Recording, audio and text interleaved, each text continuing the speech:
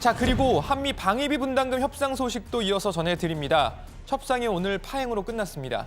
한미 양국은 오늘 제11차 방위비 분담금 협정의 세 번째 회의를 이어갔습니다만 결국 양측의 입장이 강하게 맞선 끝에 다음 회의에 대한 일정 논의도 제대로 하지 못한 채 종료가 됐습니다. 한미 양국은 회의 종료 후 각각 따로 언론 브리핑을 가졌습니다. 미국은 방위비 분담금이 대폭 증액돼야 한다는 입장을 고수하면서 우리 측에 50억 달러에 육박하는 금액을 요구했습니다. 그러면서 한국의 제안이 기대에 부응하지 못했다고 강조했습니다. We came to Seoul prepared to listen and with open minds and even prepared to adjust our stance as needed in order to move towards a mutually acceptable agreement. Unfortunately, the proposals that were put forward by the Korean negotiating team were not responsive to our request for fair and equitable burden sharing. 자, 미국은 그러면서 우리 정부에 공을 넘기려는 듯한 입장을 덧붙였습니다. 드하트 대표는 한국이 준비가 됐을 때 다시 협상을 재개하자고 말했습니다. We look forward to resuming our negotiations when the Korean side is ready to work on the basis of partnership and on the basis of mutual trust. Thank you very much. 자, 무려 올해 분담금의 5배에 육박하는 액수를 요구해놓고 상호 신뢰를 기반으로 한 파트너십 운운하는 게 참 씁쓸합니다. 자, 우리 정부 협상 대표였던 정은보 방위비 협상 대사도 별도로 입장을 내놨습니다. 우리 측은 지난 28년간 한미가 합의해온 SMA 틀 내에서 상호 수용 가능한 분담이 이루어져야 한다는 입장이었습니다.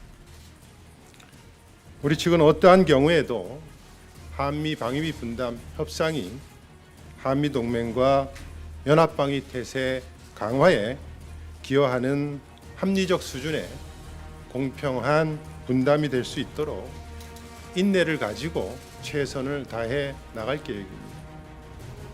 방위비 분담금 협정 파행 소식도 들어가서 더 전해드리겠습니다. 우선 오늘 발제 이렇게 정리합니다. 방위비 분담금 협상 파행, 한미 입장차 못 좁혀.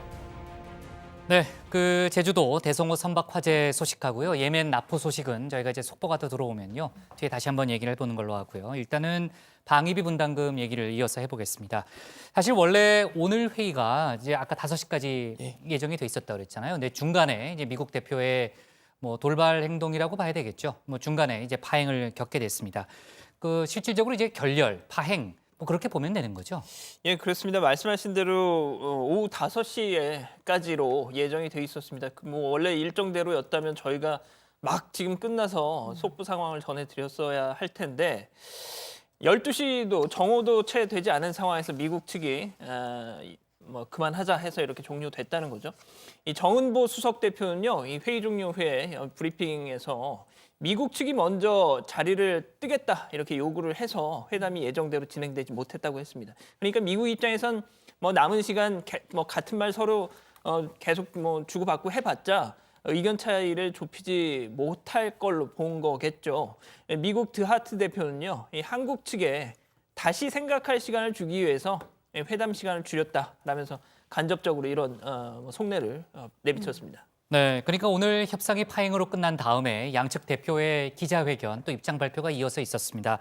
미국 드하트 수석 대표의 입장 표명이 먼저 있었고요.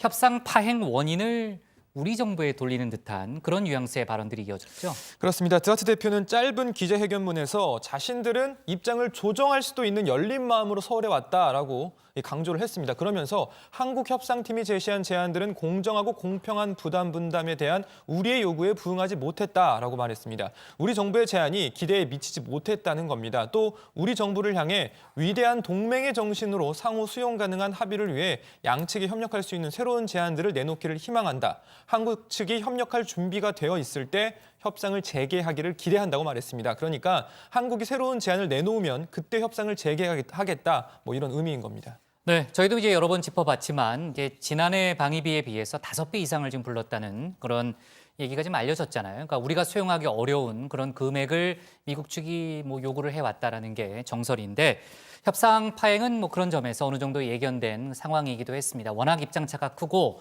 또 미국이 전방위적인 압박을 가하고 있기 때문에 사실 우리 정부로서도 수용하기가 참 어려운 그런 분위기였고 어제는 그 현직 미국 대사가요 국회 정보위원장까지 불러서 압박을 한 것으로 확인이 됐죠. 네, 어제 뉴스룸에서 처음 네. 보도했던 내용인데요. 이 해리스 주한 미국 대사가 이해운 국회 정보위원장을 관저로 초청을 했다고 합니다. 그러고는 방위비 분담금 인상을 종용했다는 건데요. 이례적인 수준을 넘어서 굉장히 무례했다라는 비판 많습니다. 심지어 이해운 위원장에게도 이 초청 목적을 제대로 밝히지 않았다고 하는데요. 이 위원장은 당초 한미 교류 목적으로 인사차 초청한 것으로 알고 갔는데 해리스 대사가 만나자마자 방위비 분담금 얘기를 꺼냈다라고 합니다. 자, 이해운 의원은 이 미국 측이 구체적으로 액수까지 거론하면서 대략 한 20번 정도 방위비 분담금 이야기를 했다라고 밝혔습니다. 네. 자, 외교적으로 봤을 때 굉장히 무례한 일인 건 분명하고요. 20번 이상 방위비 얘기를 했다는 거는 목적이 분명한 그런 초청이었던 것으로 일단 판단이 되고 특히 이제 외국 대사가 국회 상임위원장을 왜 불렀는지도 정확히 설명하지 않은 채 불러서 굉장히 정부의 정책을 강요하다시피 한 거는 문제가 있다고 봅니다. 그만큼 미국이 전방위로 압박을 하고 있다는 그런 모습을 상징적으로 보여주는 장면이 아닐 수 없고 오늘 국회 국방위 소속 여당 의원들이 미국 측 요구에 반발하는 성명도 냈죠. 네, 그렇습니다. 국회 국방위원회 소속 민주당 의원들이 미국 측의 무리한 방위비 요구가 이어질 경우 국회 비준동의 거부하겠다 공식 입장을 밝혔습니다. 자, 성명서에서 의원들은 동맹의 가치를 실현하고 공정하고 합리적인 분담금 협상을 할 것을 촉구한다면서 무리한 분담금 협상 결과에 대해선 단호하게 국회 비준동의를 거부할 것이다라고 밝혔습니다.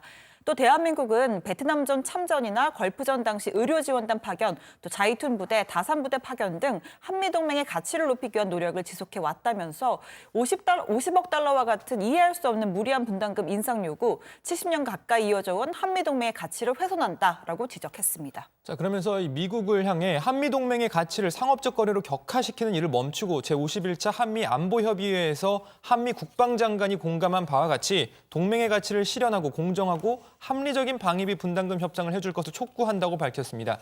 성명서에는 국회 국방위원장인 안규백 의원과 김진표, 최재성, 홍영표, 도종환, 민홍철, 김병기 의원 등이 참여했습니다.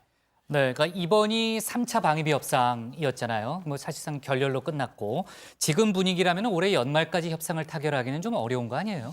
우선 우리 정부에서는요, 이 실무 차원에서는 나중에 또 일정을 잡았다라고는 했는데 정작 미국에서는 한국 정부가 준비가 됐을 때 그때 다시 보자라고 했습니다. 그러니까 한국이 새로운 제안을 들고 와라. 그 전까지는 대화 없다 이런 얘기인 것 같습니다. 자, 입장 차이가 이렇게 크면 양측 모두 더 진전된 방안이 글쎄요 나오긴 쉽지 않다라는 게 전문가들의 좀 평가인데 자 그렇게 되면 결국 이 연내에 이 문제가 타결되는 거 양측이 세운 그런 목표 어려워진 거 아니냐 이런 얘기 많습니다. 현재 하고 있는 협상이 11차 협정이고 이 10차 협정의 유효 기간이 올해 말까지라는 거죠. 자, 원칙적으로 연내 협상이 마무리되지 못한다.